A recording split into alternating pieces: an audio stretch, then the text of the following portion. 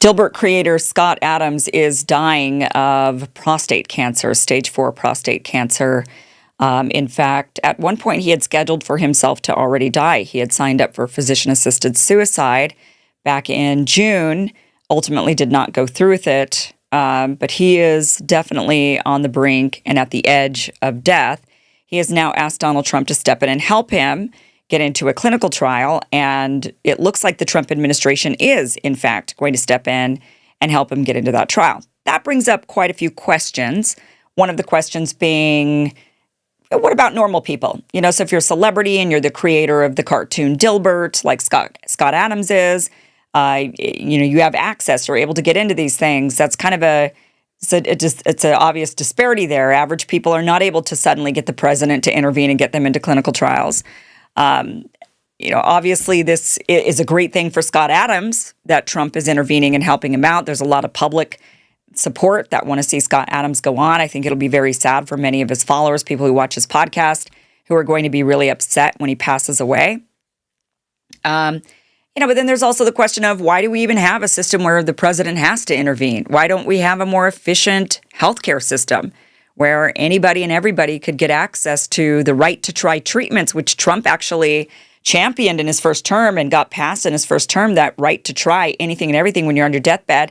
Why not be able to do that? Why does it take presidential intervention in order to try whatever it is you want to try, in order to get in? So there's a lot of questions around this, but first let's go over what's gone on with Scott Adams. Scott Adams has been a real big skeptic of COVID anti-vaxxers, essentially. During COVID, Scott Adams was one who, he was one of those people who positioned himself as being skeptical of government prior to COVID, and then suddenly wasn't so skeptical of government during COVID. And this had a lot of his viewers up in arms, like, whoa, whoa, whoa. And we saw this happen numerous times over. People that were, like Rage Against the Machine, the band, right? Rage Against the Machine. It's even in their name that they're anti-government, that they're going up against the machine, the man. And yet, when it came to COVID, they were like, fall in line, you anti-vaxxers, fall in line, you conspiracy theorists. Right? All these people who were supposed to be against big government or against, or just skeptical of the government, questioning everything, suddenly were not. And Scott Adams was one of those where pretty much from 2000 until 2023, he was very much like, oh, you're all a bunch of conspiracy theorists. He'd say, oh, you guys are all going after Bill Gates. Oh, you guys are spreading Russian disinformation. He called COVID, the anti-COVID vaccine narratives, Russian disinformation. He fell into that trap. He said that, this vitamin D study, when people started saying, we need vitamin C, we need to get out in the sun, that's going to help us. He was like, oh, that is just, you guys are being tricked. In fact, he said the newest vitamin D study tricked the anti-vax public into thinking vitamin D has been proven to prevent bad COVID outcomes. That didn't happen. A correlation has been established, but that would be expected whether or not vitamin D helps with COVID. So a correlation was a step. So this is like mind rot of the brain, right? When you're saying, well, there was a correlation, but that's expected whether or not vitamin D helps. Wait, what? He also criticized the Died Suddenly film, saying Died Suddenly repeats debunked COVID-19 vaccine claims, promotes conspiracy theory. When it came to, he clashed a lot with the account Ethical Skeptic, who was very skeptical of COVID. And he was he got into many public spats with the Ethical Skeptic, saying that, Scott Adams really favored the persuasion techniques of getting people to do vaccines. He really was prioritizing optics over evidence when it came to the vaccine and harm. One of those people that was like, oh, but if you say that you have a problem and it caused a harm, then people won't take it and we can't do that. So, he was very, very big on just beating up the COVID skeptic crowd for a solid 3 years. And then he suddenly flipped his tune. Let me play this for you when he did change his ideas. And he actually said the anti-vaxxers were right. Having said as clearly as possible that the anti-vax people seem to be the winners, I want you to hear that clearly. The anti-vax people appear to be the winners. The anti-vaxxers clearly are the winners at this point, and I think it'll probably stay that way. And I don't want to put any shade on that whatsoever. They came out the best. They have the winning position. The unvaccinated have a current advantage because they feel better. The thing they're not worrying about is what I have to worry about, which is, I wonder if that vaccination 5 years from now, because really the anti-vaxxers, I think, were really just distrustful of big companies and big government. That's never wrong. It's never wrong to distrust government. It's never wrong to distrust big companies, right? So if you just took the position, let's just distrust everything the government did, well, you won. You won. You won completely. I did not end up in the right place. Agree? You would all agree with that, right? I did not end up in the right place. The right place would be natural immunity, no vaccination. You should take victory, and I should take defeat. We can agree on that, right? That my position is now the weakest, and your position has gone from the weakest to the strongest, and that we can just say that's true. The people who didn't get vaxxed are absolutely in the winning position. You win. You win. You are the winners. You are the winners. All right, let me say that part with no ambiguity. You won. You won. All of my fancy analytics got me to a bad place. All of your heuristics, don't trust these guys, it's obvious, totally worked. When he put this clip out there, it pretty much broke the internet.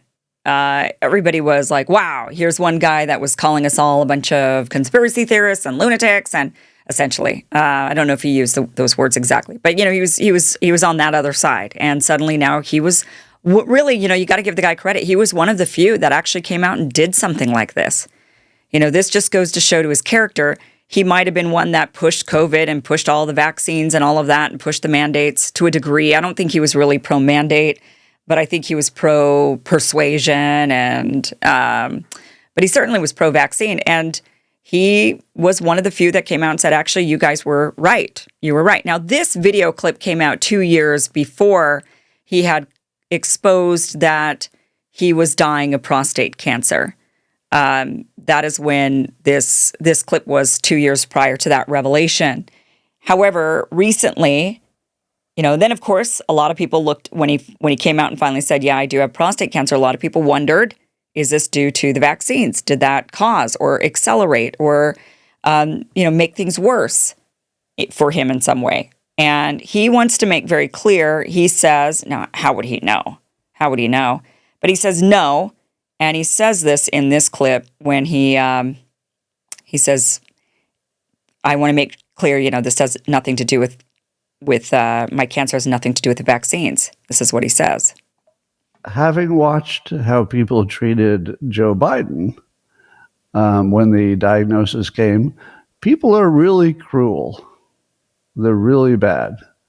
And I was expecting, and of course it's going to happen, people are going to say it's because I got the COVID shot. There's no indication that makes a difference. People are going to say, there is actually indication, more and more coming out all the time, that it does have a link. In fact, we have studies proving now that have been published that there is a link. But nonetheless, he's trying to say there's no link. It's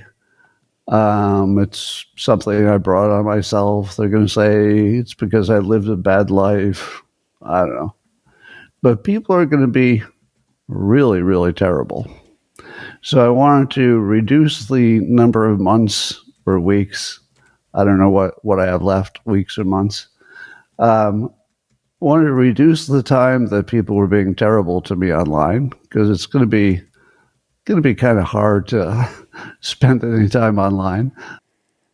Oh, you can't blame the guy. I mean, he's right. People are very mean, very cruel, and I'm sure many people will say, "Hi, you got what you asked for. You got what came to you. You know, you were a big proponent of vaccines. You went and got the jab. It's all your fault." You know, and they're really, you know, he is right in that there's no way to really know for sure if his shots caused his cancer or caused his cancer to be exacerbated or caused his shots to accelerate, you know, to cause his cancer to accelerate. I mean, I guess there's no real way to know, but there have been a few studies that have absolutely shown that there is an increase, especially in younger people. Now, he's not younger, he's 68, but but at the same time, you know, he's dying at this point. Is there any reason, you know, at that point, why blame yourself? Why? Certainly you could maybe help others, but at this point, it's like the people who got the jab, and then the people who didn't. People aren't really running out and getting it anymore, although I think a lot of older people might still be getting it as a booster, you know, annually like a flu shot. So maybe there would be certainly some reason to be talking about this in order to get people to maybe think twice about that. Certainly. But what a tough situation to be in. Scott does say, this is where he starts to ask Donald Trump for help. He says, on Monday, I will ask President Trump via X to help save my life. He offered to help me if I needed it. I need it. As many of you know, I have metastasized prostate cancer. My healthcare provider, Kaiser of Northern California, has approved my application to receive a newly FDA-approved drug called Pluvicto, something like that. Pluvicto, I don't know how to say that, but they have dropped the ball in scheduling the brief IV to administer it, and I can't seem to fix that. I'm declining fast. I will ask President Trump if he can get Kaiser of Northern California to respond and schedule it for Monday. That will give me a fighting chance to stick around on this planet a little bit longer. It's not a cure, but it does give good results to many people. Okay, so I guess it's not a clinical trial. They've already approved the drug, but he can't get to it. So he's had to ask the president to help me get this. And again, it just, you know, why do you have to get to the point where you have to ask the president for help? This really shows the disparity between the, you know, wealthy celebrity class and us normies. And it also shows that there's a problem in our healthcare system if you're dying and you can't even get access to an FDA-approved drug. And then we didn't even get into the cost of it. I don't even know what it costs. I'd imagine Scott Adams has enough money to treat it. But what about the average person? Robert F. Kennedy Jr. responded and said, Scott, how do I reach you? The president wants to help. So it looks like Trump is going to reach out and help Scott Adams. He says, update getting Pluvicto. How do we say this? Pluvicito.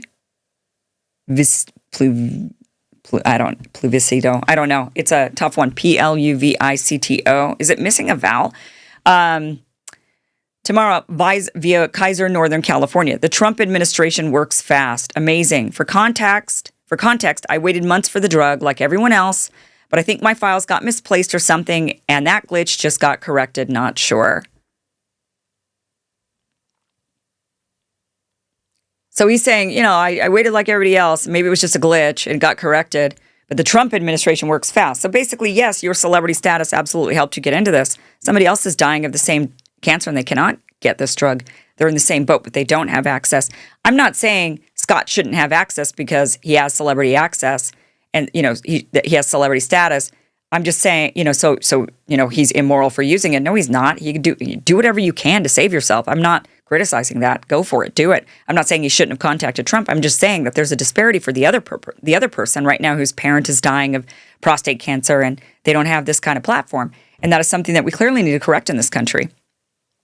So Justin tweets about a new promising therapy. He says, Oncolytics, have you looked into the case of Scott Adams, stage 4 prostate cancer in the bones? Not sure if you could help or not. And this brings me to the sponsor of this segment, Outside the Box Capital. And today we're talking about Oncolytics Biotech, trading in NASDAQ under ONCY. And this is where there is some hope because Oncolytics Biotech's Pelareorep has shown some serious improvements for people with prostate cancer. Pelareorep helps the body fight back naturally, not with mRNA, not with gene editing, not by hijacking the immune system, but by retraining it to do what it was always meant to do. Now, this isn't big pharma. This isn't some synthetic drug cooked up in a Pentagon-funded lab. Oncolytics Biotech is developing a therapy called Pelareorep, and it's based on something completely natural, a virus that only infects cancer cells, not healthy ones. And here's how it works. It's brilliant. Cancer hides. It tricks your immune system into thinking it's harmless. That's why it can sit there undetected. Scientists call those cold tumors. But pelareorep finds those hidden cells, multiplies inside of them, and destroys them from within. And when that happens, boom, the immune system wakes up. Suddenly, the tumor goes from cold to hot, and your body starts attacking it. So you've got two things happening. One, the cancer cells are directly destroyed.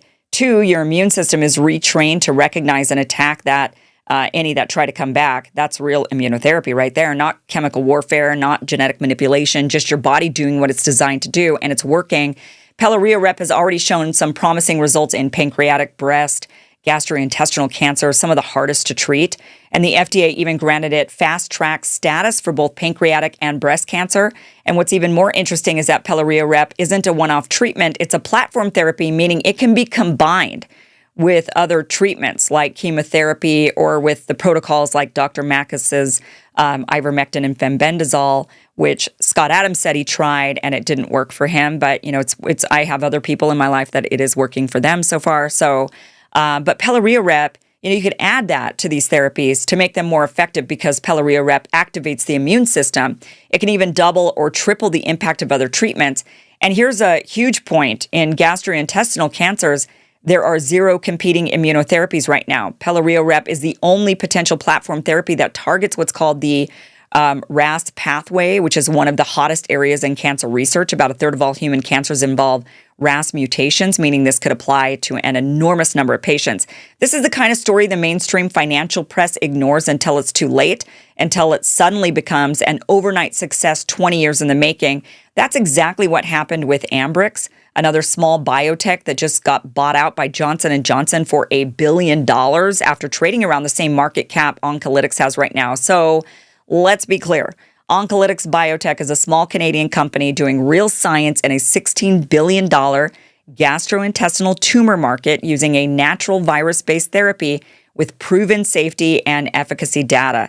Competitors like RevMed and CG Oncology are valued in the billions and each focus on one type of cancer.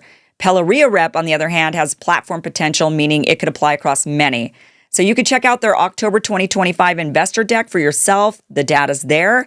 But here's the takeaway. This company has been quietly building for 2 decades, and all the pieces are finally in place.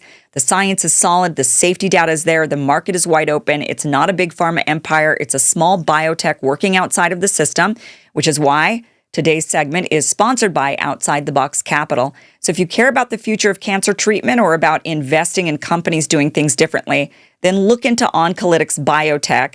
That's NASDAQ ONCY. The link is in the description. This isn't financial advice. Do your own research, but it is one of those rare stories where you might just be looking at the next major biotech breakthrough and one that could help people like Scott Adams stay on this earth a little bit longer, which we absolutely are hoping for.